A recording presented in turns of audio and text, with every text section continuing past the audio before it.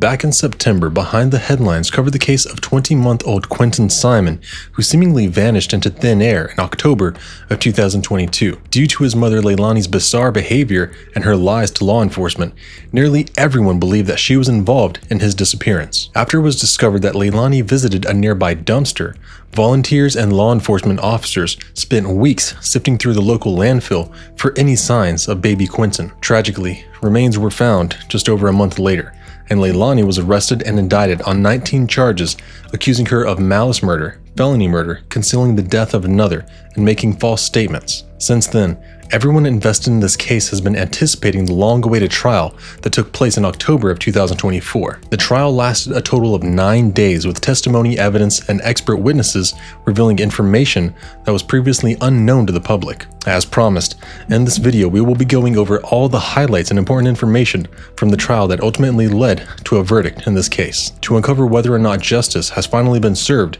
we need to go behind the headlines.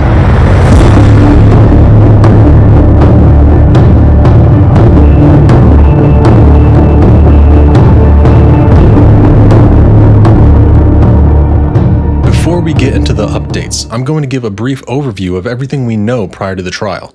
24-year-old Leilani Simon was born in November of 1999 and was primarily raised by her mother Billie Jo Howe. At the age of 20, Leilani gave birth to her son Zane with her then boyfriend Cody Wharton. Their relationship didn't last long, with Cody describing Leilani's personality as unpredictable. Even though they shared custody of Zane, he primarily lived with Leilani, who moved in with Billie Jo for help with the baby. Not long after, Leilani began casually dating a man named Bubba Moss, who she met at a swimming hole near where she lived in Savannah. She ended up getting pregnant by Bubba, but their relationship didn't last long either, due to Leilani's growing addiction to cocaine and getting in trouble with the law. Bubba claimed that she would get violent if she didn't have money for drugs, and began sleeping with other men for drugs as well. Leilani gave birth to her son Quinton on January 8, 2021. At the hospital, she tested positive for cocaine, causing her to lose custody of both sons due to her unrehabilitated drug use. Zane and Quinton were placed with Leilani's mother, Billie Jo, and Bubba had minimal contact with Quinton after his birth. Since Billie Jo worked full-time, she had to hire a babysitter to help care for the children during the day. The babysitter was a woman named Diana McCarta, who lived just down the street and charged very little to watch the boys. Shortly after, Leilani began a relationship with Daniel Youngkin, who also had a criminal background of his own. Leilani moved in with Daniel, or Danny, in North Carolina until she was arrested for felony larceny. Even though she only received probation for this and some previous charges, Leilani's financial and personal situation continued to get worse. In April 2022, Leilani was ordered to pay child support for Zane and Quinton, and things got even more complicated when she got pregnant yet again. She and Danny welcomed a daughter named Sky, and Billie Jo welcomed them to move back in with her. The living environment was chaotic to say the least, with multiple family members including Billie Jo, her husband Tommy, her son Paul, Leilani, Danny, and all 3 children living under one roof. Tensions in the home escalated as Billie Jo felt Leilani and Danny weren't contributing, which resulted in frequent arguments and the police being called on several occasions. During this time, Leilani and Danny tried to maintain employment, and Diana began caring for baby Sky as well as the 2 boys. However, she became concerned when she started noticing that Zane and Quinton frequently came over with bruises and belt marks, and Leilani often sent them over without essentials like diapers or milk. In the neighborhood, people reported seeing the boys playing unsupervised and dangerous situations as well. By September of 2022, things got even worse when Billie Jo accused Leilani and Danny of damaging her property and stealing. After serving them an eviction notice, Leilani also missed a child support court hearing that resulted in increased payments for the boys. As Billie Jo prepared for a 3-week work trip, she hoped Leilani and Danny would move out, and Leilani posted on Facebook looking for rental homes. On October 4th, Danny picked up the kids from neighbor Diana and said they'd see her tomorrow. However, Danny texted Diana at 5:29 a.m. to say they wouldn't need her services since Leilani had just gotten a tooth removed and would be home all day. This was unusual because Leilani typically brought the kids to Diana even if she wasn't working. Diana found the message odd but didn't think much of it until she received another text from Danny at 9 a.m. asking if she had seen Quinton. Diana rushed over to their house and found out that Quinton was missing from the home, but Leilani and Danny weren't actively searching for him and hadn't even called 911. Diana insisted that they call for help, and Danny finally called 911, stating that when Leilani woke up, The door was open and Quinton was gone, leading them to believe that he had been kidnapped. When police arrived at the family home, Diana offered to care for the other children while investigators focused on searching for him. During questioning, Leilani attempted to blame Bubba Moss, claiming he could have picked up Quinton. However, Bubba had an alibi and was quickly ruled out. A large search operation was launched involving drones and helicopters with heat-sensing technology,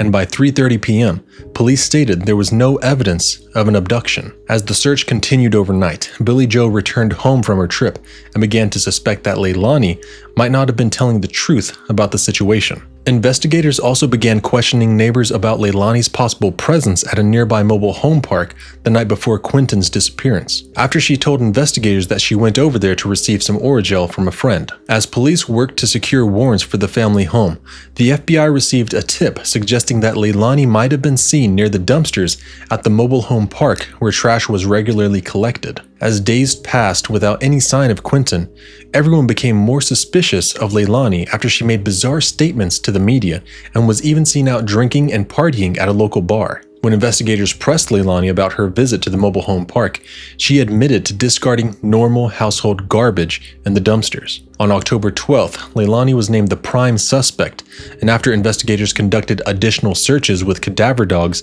and luminol testing, on October 13th, the Chatham County Police Department publicly stated that they no longer believed Quinton to be alive. Leilani claimed that she couldn't actually remember what happened the night he disappeared, but stated that if she was involved, she would take herself to the police station. Authorities ended up removing the other children from the home, and they were placed in protective custody. On October 18th, the CCPD revealed that they believed Quinton's body had been placed in a dumpster at the Azalea Mobile Home Park and taken to a landfill. A massive search of the landfill was launched, but was delayed by Tropical Storm Nicole until November 14th. On November 18th, human remains were found, and DNA testing later confirmed they belonged to Quinton. Leilani, who had checked into a drug treatment facility, was arrested after Billie Joe took her to the FBI office. In December of 2022, a grand jury indicted Leilani on 19 charges, all of which she pled not guilty. The trial was set to take place almost 2 years to the date of Quinton's disappearance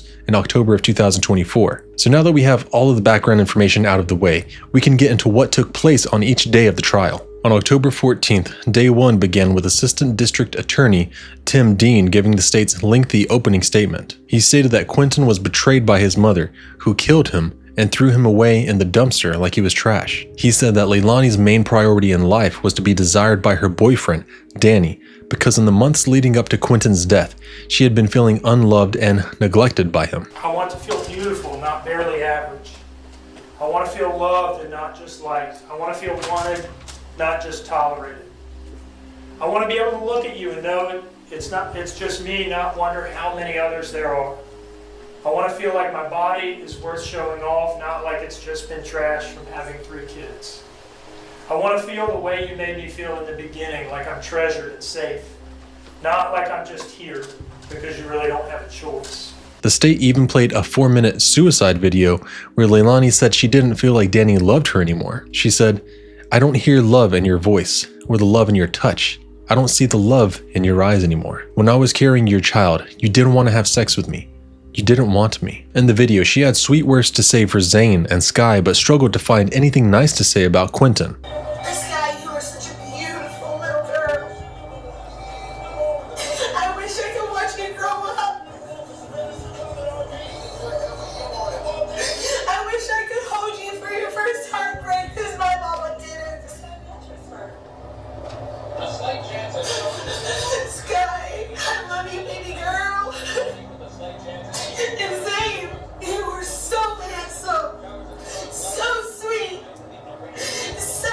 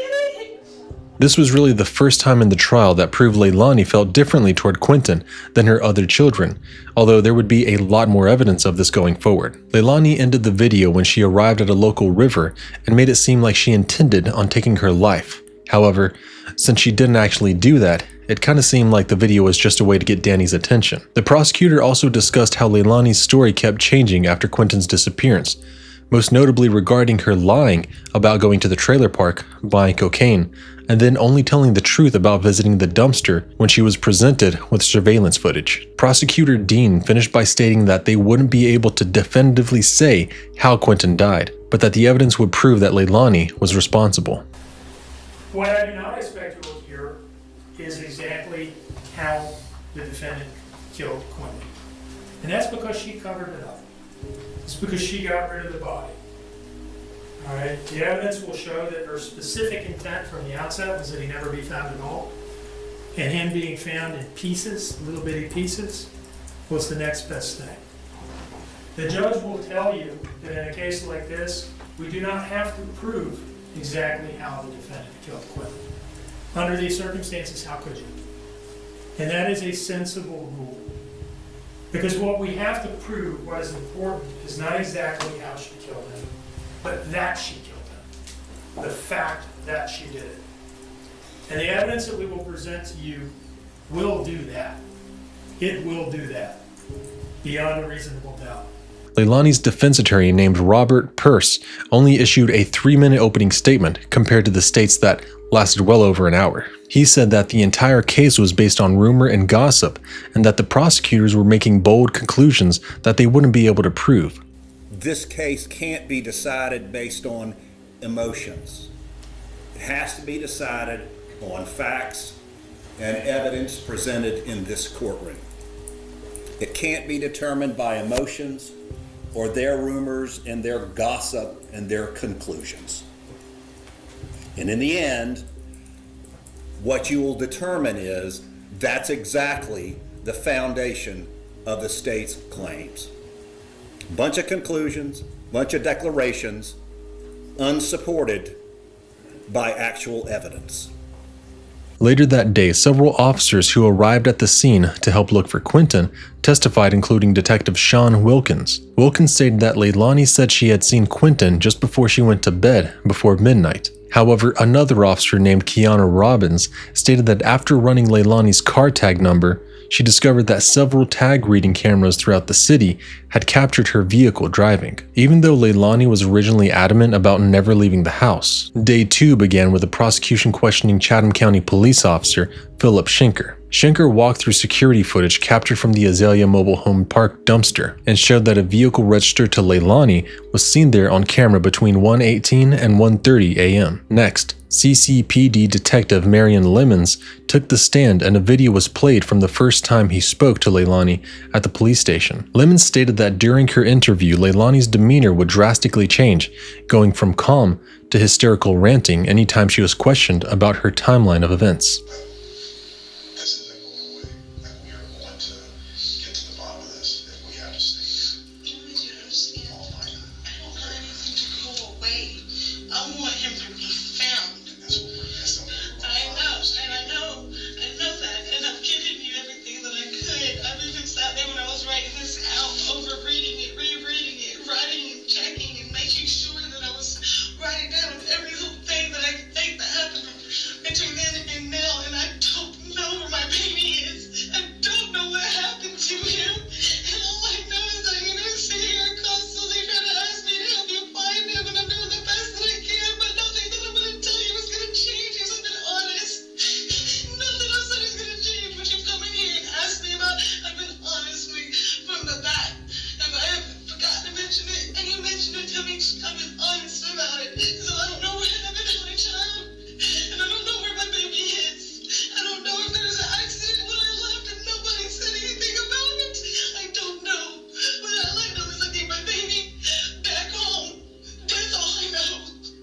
I need him back home. I need my family together again. After she was presented with footage of herself being at the Azalea Park, Leilani stated that she left the house to go get Orajel from a friend for her tooth, but that Quinton was asleep when she left and fine when she returned home. Leilani was also told that their home security system indicated that their door hadn't been opened until 9:20 a.m., which went against what she originally said about the door being opened when she woke up and Quinton being gone. She said that the system must not have been working correctly and then started hysterically crying again. Another main factor in this interview footage was that Leilani said, "He was my happy baby," showing that she was already referring to Quinton in the past tense. I can see the joy when you talk about Quinton. He was my happy baby.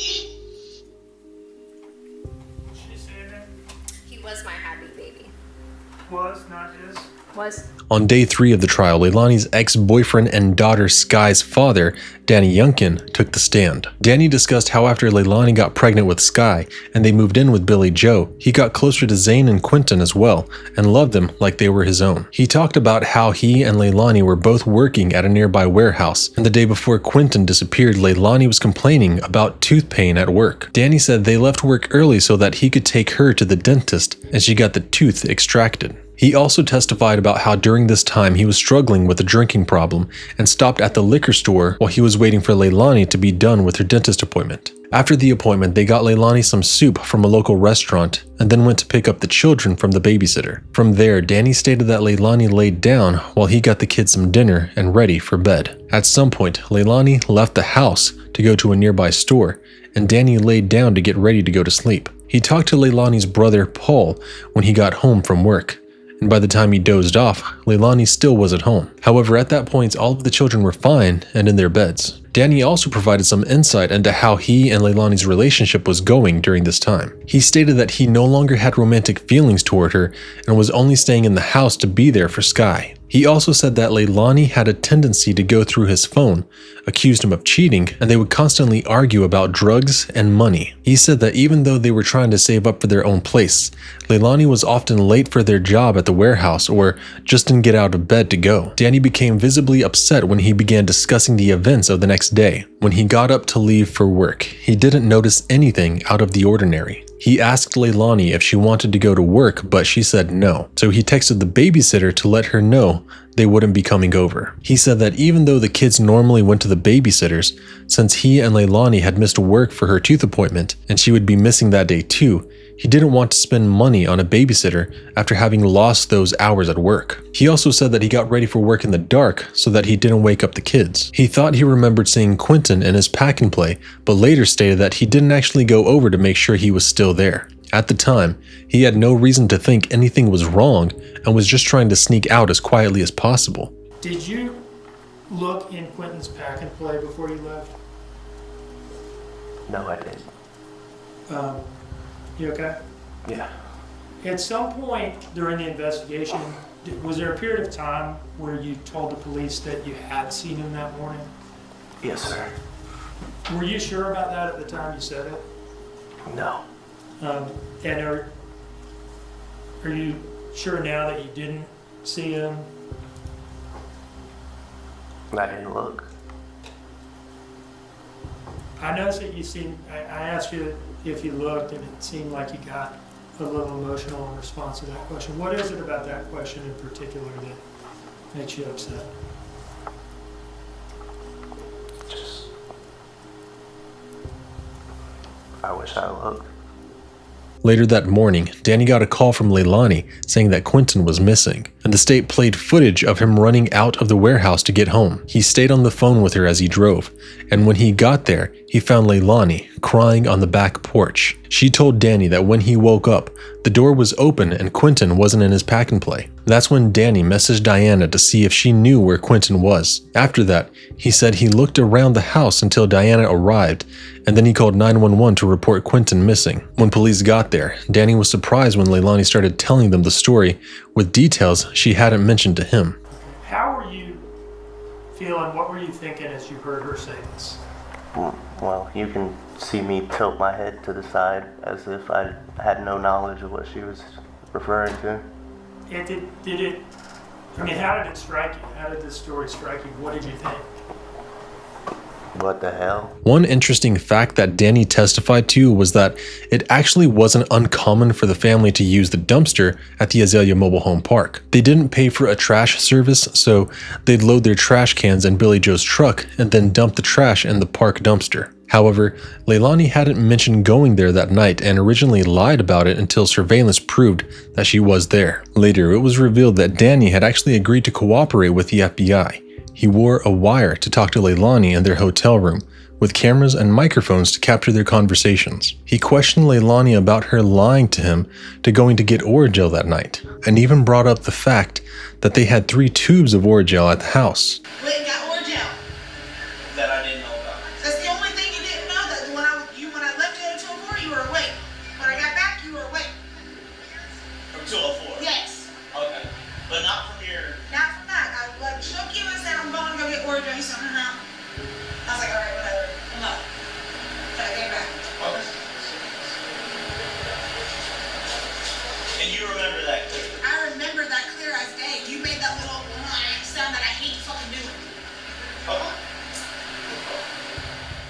These conversations and Leilani's ever-changing story led Danny to believe that she may have been involved in what happened to Quinton. And after this, he even agreed to have his phone tapped, which showed that he was willing to help investigators as much as possible to figure out what happened and to collect evidence against Leilani. Day 3 also introduced another person named Red in the mix of this story. Red, whose real name is Craig Weston, was Leilani's drug dealer. In 2 recorded police interviews, Leilani admitted to going to pay Craig $20 for weed, came home, and then left again later to meet another friend for the Orajel. The police asked Leilani if there was anything romantic going on between her and Craig. Even though she originally said no, her text messages proved that they had been having sex behind Danny's back. So 74 at 1:36 a.m. is a response from Leilani sending a video message to Craig of herself masturbating. 75. 75 is at 1:38, so after the video message, Craig says, "Damn, you just made me hard as fuck, thank you." And 76. 76 is at 1:39 a.m. from Leilani, "Well shit, I'm glad I did." This was a pretty ironic revelation considering Leilani was accusing Danny of cheating on her and texting other women, when in reality, she was the one sending nudes and sleeping with her drug dealer. Ho, ho, ho! Other phone records also showed that before Quinton's disappearance, Leilani Googled, is it common for a mother to have resentment or even anger towards her child because of the father or another reason? Day 4 of the trial is when Leilani's character and behavior as a mother really started to be revealed. Most people assumed that she wasn't a great mother to begin with, but the testimony from people who knew her was honestly pretty disturbing and heartbreaking. A woman named Melanie Bowling, who used to live next to Leilani, testified that she was clearly resentful toward Quinton and disliked him because she hated Quinton's father, Bubba. She said that Leilani was verbally abusive toward Quinton and showed more love and favor towards Zane, who she referred to as her ride or die. However, many people think that Melanie's testimony lost some of its credibility when she began talking about communicating with Quinton's ghost, and even volunteered to channel his spirit in the courtroom using a Bible and a candle. Correct me if I'm wrong, but did you not tell him that you had communed with Quinton Simon's ghost? Yes, and if you would like, I can actually do it here and show you guys. Oh, please, by all means. I would love to see this. Give me a holy Bible and a candle, and yes, sir. So, that being said, you told Mr. Dean this, correct? I sure did. And you said, and correct me if I'm wrong, your husband videotaped the seance, correct? He did. And anytime I'm making a misstatement as to what you said that Quinton Simon spoke to you through a candle. He spoke to me through images. She also said that when she spoke to Quinton's spirit, he said, "Mama hurt me," and "she hit me in the head really hard." Even though Melanie's testimony took an odd turn, another witness further bolstered her claims of Leilani being abusive toward Quinton. This testimony came from Talia McCarta, who was the babysitter to Diana's daughter. Talia helped her mom babysit Quinton, Zane, and Sky, and had grown particularly close to Quinton. She said that on one occasion, she witnessed Leilani push Quinton into the pool without floaties, knowing that he couldn't swim yet. Okay. Was he able to swim at this point? No, sir. What happened once he was pushed into the pool? He went underwater, and when he came back out, he caught his breath, trying to catch his breath, and then he started crying. Was he coughing or anything? Yes, sir. And how did Leilani react to that? She said she really didn't care because if Zane could learn how to swim, then Quinton needed to be as smart as Zane. She also said that she saw Leilani backhand Quinton across the face, knocking him off his feet. She also recalled Leilani saying that she didn't love Quinton as much as Zane. More interesting testimony came from Leilani's brother Paul Simon, who was living in the home as well during the time Quinton disappeared. He described Quinton as an angel, saying he was playful, very cooperative, and well-behaved. He reiterated what Danny said during his testimony, that they briefly spoke when he got home from work, and that all of the children were fine by the time he went to bed. However, there were some moments during Paul's testimony that kind of shed some light on the way the children were likely spoken to in the home. Did anything seem to be out of the ordinary in that room at that time? Not that I saw. I walked in there, told Quinton to shut up and go to bed, and went upstairs. Talking that way to a child, especially one he described as an angel, is just disturbing, and even more disturbing when you consider those were the last words Paul ever spoke to his nephew. One key witness to testify on day 4 was a woman named Missy Bray, who was the person Leilani claimed to have met up with at Azalea for the Oragel. She said that she never received any calls or text messages regarding Oragel, and actually hadn't even spoken to Leilani at all in several months. The defense tried to insinuate that perhaps Missy just forgot that she gave Leilani Oragel that night. However, she was adamant that if she had, that's something she would have remembered, especially since Quinton was reported missing the very next day. On day 5 of the trial, Michelle McCarta, who goes by Diana, took the stand to testify about her time as Leilani's children's babysitter. Similar to her daughter Talia, her testimony about Leilani's treatment toward Quinton was disturbing. She described Leilani as a crappy mother and said that it was obvious that she favored Zane and Sky over Quinton. And, I didn't question it. She's a crappy mom. I knew that. But I just never said anything to her. I would always call Billy Joe when I seen things that was going on. Okay. Did she ever, in that conversation, did she explain more about, like, Zane had been through things with her? Yes, or anything that like Zane had been her ride or die his whole life. And she did not like Quinton's father. She also said that whenever Leilani would pick up the children from her house, Quinton would cry and wanted to stay there, whereas it seemed like he was much happier to go with Danny. She also testified about the day Quinton went missing and how it didn't seem like Leilani was looking for him and had to be told to call 911. On day 6 of the trial, an FBI agent named Brad Snyder testified that Leilani had changed her story several times throughout her interviews. He said that after Leilani was informed that Missy couldn't corroborate her story about the Oragel, Leilani claimed to have visited the park to throw away a trash bag filled with shrimp pasta that was stinking up her car. She also admitted that the Oragel story wasn't true and said that she had used a significant amount of drugs that night, which may explain her confusion. Snyder said that at one point during the interview, Leilani broke down crying, saying she couldn't remember harming Quinton, but if she did, she would take responsibility. Another agent named Savannah Solomon said that when they informed Leilani that they would be looking for Quinton in the landfill, she didn't seem surprised, whereas all of the other family members reacted in anguish and seemed to be in shock. According to Agent Solomon, Leilani also stated that cocaine made her angry and impulsive. She also tried to say that Danny made her tell the false Oragel story. She even tried blaming Quinton's disappearance on Danny, even though the prosecution proved with phone data that Danny's phone never left the house after he got home from work. Leilani's Life 360 app also coincided with the car surveillance footage, pointing toward her being the one who left the house in the middle of the night. On day 7 of the trial, more information was revealed in regards to Leilani's relationship with her drug dealer, Red or Craig. She eventually admitted to leaving the house twice that night to meet up with him to buy cocaine and Percocet, which was concerning considering she said that cocaine caused her to act angry and impulsive. The prosecution also introduced text messages between Leilani and Craig that proved they were having sex in the days leading up to Quinton's disappearance. However, even though it was obvious that they were hooking up and Leilani was trying to use any and everybody as a potential alibi, Craig ended up testifying that he had not met with Leilani that night and wasn't even in the area. The last half of day 7 consisted of testimony regarding the search of the landfill. Chatham County police officer Sophia Zerke testified about helping search every day for 5 weeks, sifting through thousands of pounds of trash. On November 18th, Sophia was the one to recover the first piece of human remains, which was part of Quinton's skull. Finally being able to bring at least part of Quinton home was obviously an emotional experience for all of the searchers, which was made clear at the end of Sophia's testimony.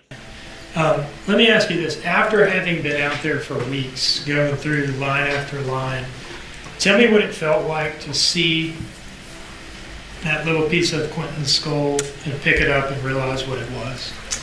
It was heartbreaking. Was it rewarding also? I have no further questions, Your Honor.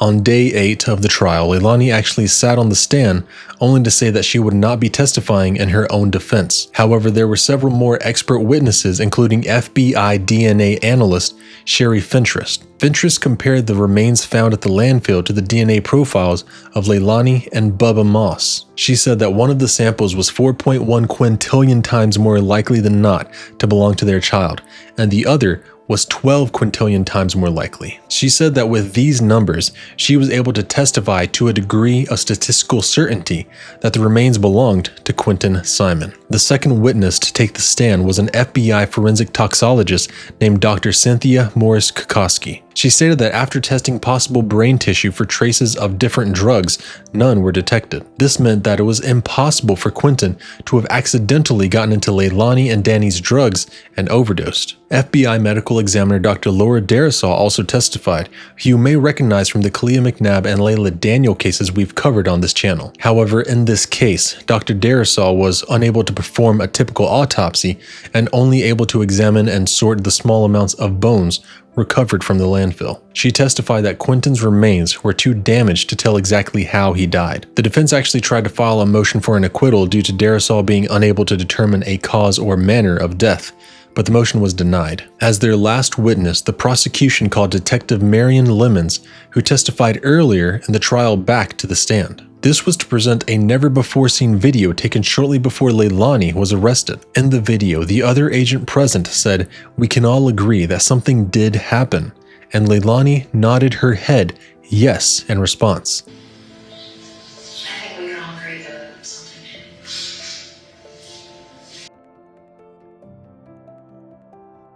Then she was asked, "Do you think you may have killed him?" But she didn't give a response. The agent also said, "You hid him in the dumpster because you had harmed him in some way," and Leilani didn't dispute that comment either. Later in the video, Leilani claimed that she didn't remember the part of the night when prosecutors claimed she killed Quinton and dumped his body. She said, "It's almost like the light is on, but no one's home." She stated that the last thing that she remembered was looking at Quinton and then driving back home from the Azalea Mobile Home Park. From there, both the defense and prosecution rested their cases. On day 9 of the trial, Tim Dean gave the first of the state's closing arguments. Dean said that Leilani craved male attention the way most people crave oxygen. He suggested that October 4th was a tough day for Leilani because she felt like she was being rejected by Danny and feeling bad about herself. In the state's opinion, after getting home from having her tooth pulled, she went to go see her lover and drug dealer, Craig. However, when Craig ended up not being home, she left, not having gotten the male attention she craved. Instead, she purchased some Percocet and cocaine from Craig's cousin, Tim Weston. Dean said that the drugs she did that night exacerbated her foul mood and she killed the son she hated, Quinton. She then disposed of his body in the dumpster, where she thought he should never be found. She goes home and she enters that dining room door at 11:13 p.m. You saw the GPS and everything. It all lines up with this. We don't need to look at that anymore. I think you all got it, the GPS stuff. This is like 15 minutes after Danny's last text to her. The dude is asleep or close to it. And so she's the only one who's up. And she's the only one that's agitated. And she's the only one that hates the kid, that hates Quinton. And she's the only one blowing coke all night and stewing about how unhappy she is and how she's a victim and everybody's mistreating her. For reasons known only to her, that she does the unspeakable. All right, the judge will tell you that one of the things we don't have to prove is motive. And the reason for that is that, man, it's really hard to figure out why people do things sometimes. People do stuff that after the fact doesn't make a whole lot of sense, and that they probably wish they hadn't done. So we don't have to prove motive. But it's under these circumstances that she does something unspeakable. And it's literally unspeakable. And that is why she could not bring herself to admit it or tell the truth about it. Because it is an unspeakable thing for a mother to kill her child. But we know she did it in part because everything she does afterwards. Leilani's defense attorney, Martin Hilliard, argued that the prosecution had not proven its case. He stated, "The state's strategy is to tell you that Miss Simon was a slut, party girl, and horrible mother. All of these things could be true, but none of these things have anything to do with the central question. They haven't answered this question with evidence. How did Quinton Simon die? Where and in what manner did he die?" He suggested that the state overlooked Danny as a potential suspect, pointing out that he left town shortly after Quinton's disappearance and was quick to participate in the FBI surveillance operation to gather evidence against Leilani. He also stated that despite the hours of interrogation and wiretaps, she never admitted to harming Quinton. Some of the evidence they presented too, and again, Officer Zerke, I have no doubt she was emotional about it. But again, the only reason to put her up and have her cry was to have her cry. Did she add anything beyond that? No. It was to play on your emotion. And it doesn't matter how much, how often, how long they played on that emotion. It doesn't change the fact that they haven't produced any evidence. They haven't met their burden. They haven't proved that Miss Simon killed her son.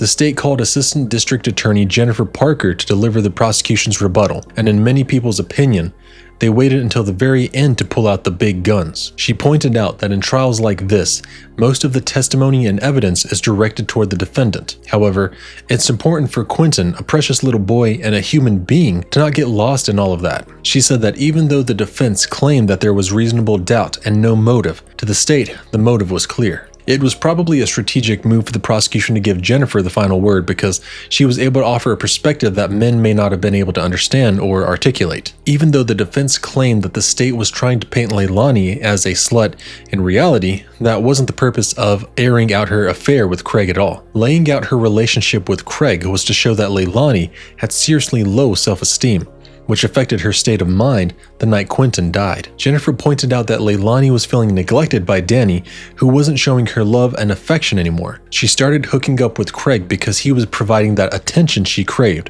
so when he wasn't home that night, she started spiraling. She was on Percocet, cocaine, and possibly alcohol as well, all of which she claimed made her angry and impulsive. So she decided to kill Quinton, which suddenly made her the ultimate sympathetic figure to get Danny's attention. It was made obvious by the testimony from people in her life why she chose Quinton. She loved Zane for always being with her, going through everything in life with her, and being her ride or die. And she couldn't kill Sky because that was Danny's baby. Quinton was her disposable child who, by all accounts, she hated because she hated Bubba Moss. Unfortunately for Leilani, her story quickly unraveled with only a little bit of police work, making it clear that she visited the dumpster, didn't get Oragel from Missy, and didn't see Craig that night. Her inability to act like an actual grieving mother didn't help her case either. Jennifer acknowledged that everyone acts differently in these types of situations, but no mother who has just lost their child acts the way Leilani did. When she discovered that Quinton was missing, she didn't go wake up Paul, she didn't call the babysitter, she didn't run outside looking for him, she didn't call 911. She called Danny, because that was the entire motive in the first place, to get his attention. Even though the defense tried to have the entire case thrown out because the medical examiner couldn't determine a case or manner of death, Jennifer explained that it's not the state's job to prove that, when the killer made it impossible to do so. When we talk about her relationship with Craig, or the fact that she had 3 children with 3 different fathers, we're not trying to call her a slut. Nobody is trying to slut shame the defendant. We wouldn't do that. This is 2024. That's not what this is about. When we talk about those things, what we're trying to show you is that this woman's self-esteem came from men. And part of why she was so deeply unhappy was because Danny was rejecting her. And it made her feel horrible, because that's where her self-esteem came from. And that's why at 22 years old, she already had 3 children with 3 different fathers. Because men were so important to how she saw herself and how she felt about herself. And that's what was part of why she felt so awful that night. She killed Quinton. And in the act of killing Quinton, she became a sympathetic person and got Danny's attention back. She became the mother of a missing child. And Danny ran out of work to be by her side. That's what she wanted. That was the manipulation. And it's so hard to believe a mother would do that. But that's why you have to think about her frame of mind and how low and desperate she felt that night, and that she was under the influence of drugs that she admits make her angry and impulsive. That's what happened. That is not normal. Her lying through the course of this investigation is not normal. It's not normal. Because she wasn't a worried mother. She was a murderer trying to hide what she did. We cannot prove to you the way she killed Quinton. We can't.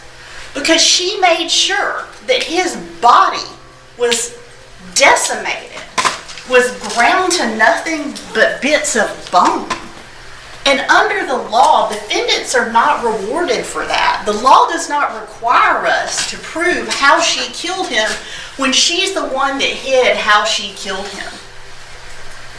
You're not going to hear anything in the judge's charges that say we have to prove how she killed him. The defense can say it all they want, but that is not an element of the crime that we have to prove. And please listen to the law, because you will hear that. We don't have to prove that. It is not the fault of the state that we can't prove that. It is her fault, because she made sure that his body would be in such a state that we couldn't prove it. The final thing Jennifer said to the jury was this: Leilani Simon is not a mother. She is a monster. And I do not use that word lightly. But what this woman did in this case is horrific. And she is absolutely a monster. We cannot undo the horror of what she did that night. We can't undo it. It's done. We can't undo it. This child is gone, and nothing we do or say can bring him back. We cannot give him back the 80 or so years that he should have had ahead of him, a long life, all the things he should have gotten to experience. We can't give him back to people that care about him. We can't do that. But what we can do for baby Quinton now is give him justice. He deserves justice. You can give him the justice he deserves, and you can give her the justice she deserves. After hearing from 33 witnesses, viewing all of the evidence, and taking into account everything that was presented at trial, the jury went into deliberations. The process carried over into day 10 of the trial when Judge Tammy Stokes announced that the jury had reached a verdict. As to the verdict, it reads as follows. We, the jury, find as follows: malice murder. We find the defendant guilty. Count 2, felony murder. We find the defendant guilty. Count 3, felony murder. We find the defendant guilty. Count 4, concealing the death of another. We find the defendant guilty. Count 5, false report of a crime.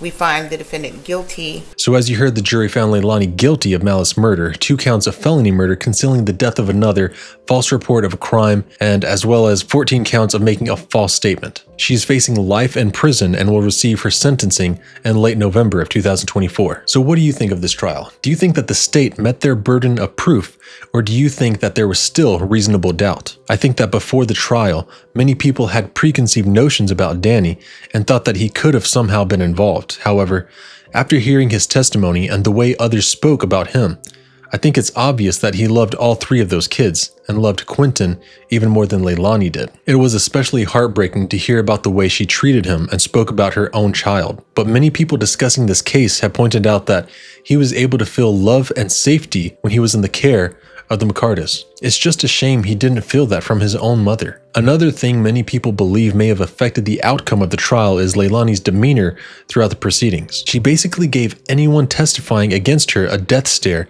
and visibly rolled her eyes at times. There was also a moment I caught during Danny's testimony that I think strengthens the state's theory of her motive. The suicide video didn't work. Her obviously cheating on him didn't work, but maybe having Quinton go missing would be enough to get his attention. In the video where they showed Danny getting the call from Leilani, you can see him running across the warehouse to get home to her. The camera panned over to her during this moment and you could literally see her smirk at the sight of him racing to be by her side. And what do we see in that video? Me running very, very quickly.